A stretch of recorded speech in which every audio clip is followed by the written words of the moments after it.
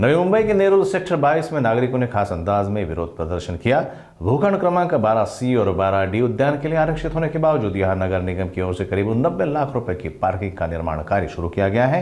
इसके खिलाफ citizen forum और बीजेपी कार्यकर्ताओं ने टॉर्च दिखाओ आंखें खोलो आंदोलन छेड़ दिया है। लोगों ने मेरा उद्यान मेरा हक कहते हुए हस्ताक्षर अभियान भी चलाया। चेतावनी दी गई है कि पार्किंग का निर्माण कार्य नहीं रोका गया तो आमरण अनशन का मार्ग अपनाया जाएगा। नेरुळ सेक्टर 22 प्लॉट क्रमांक 12C आणि D हे उद्यानासाठी राखीव भूखंड असतानाही इथे अचानकपणे पार्किंगचं काम सुरू करण्यात आलं, जे की नवी मुंबई महानगरपालिकेच्या डीपी मध्ये सुद्धा हे पार्किंग गार्डनसाठीच राखीव असलेलं दिसतंय, तरी पार्किंगचं काम सुरू करण्यात आलं। हा काही माजी नगरसेवक आणि काही महानगरपालिका अधिकाऱ्यांच्या मनमानीचा आणि एक वेगळा आर्थिक प्रश्नाचा भाग असू शकतो। आम्हाला त्याच्यात जायचं नाहीये, पण जो राखीव ज्याच्यासाठी आहे आम्हाला कमिशनर साहेबांनी असं आश्वासन दिलेलं आहे की जर हा उद्यानासाठी राखीव आहे तर आम्ही याला उद्यानच देऊ।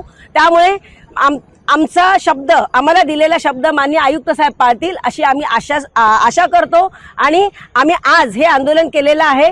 टॉर्च दाखवा, डोळे उघडा, आमचं उद्यान आम्हाला द्या, आमचं उद्यान आमचा अधिकार आहे आणि आम्ही सही करून हे उद्यान वाचवणार आहोत। आमची पुढची भूमिका अशी आहे की माननीय आयुक्तांनी आम्हाला शब्द दिल्याप्रमाणे त्यांनी हा शब्द पाळायचा आहे आणि जर या शब्द देण्यामध्ये जर काही हे झालं तर आम्ही याच गार्डनमध्ये आमरण उपोषणाला बसू, आमची लहान मुलं घेऊन, कारण आज आमची मुलं तशीही रस्त्यावरती खेळतात, त्यांच्या जीवाची सुरक्षा काही नाही। एक पोलीस बीट चौकीसाठी प्लॉट मागितलेला आहे, त्याचंही अजून काही झालेलं नाहीये। प्लॉट नंबर 12A-B-C-D कशाचा काही पत्ता नाहीये, नवीनच वेगळा काहीतरी उपक्रम होतोय। त्यामुळे आम्ही पक्का इथे सोमवारपर्यंत जर नाही आम्हाला कमिशनर साहेबांनी हे दिलं आमचं गार्डन, तर आम्ही सोमवारपासून इथे आमरण उपोषणाला बसू।